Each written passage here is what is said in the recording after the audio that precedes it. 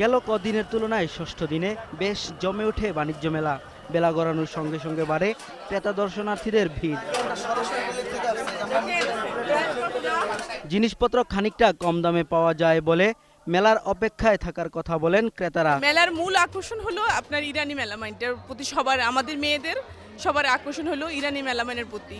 দেখলাম, পছন্দ হলো, কিনে নিলাম। যেটা হয়তো আমার 3 মাস পর বাইরে থেকে কিনতে হবে, এই সুযোগে এখান থেকে নিয়ে নিলাম। নতুন সংসার সাজানোর জন্যই আসলে জিনিসপত্র, গৃহস্থলের জিনিসপত্র দেখছি।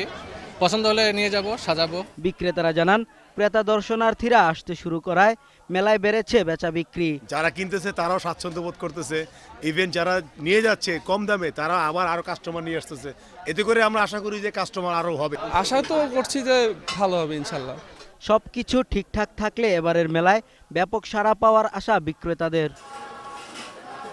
রাসেল খান, একুশে টেলিভিশন, ঢাকা।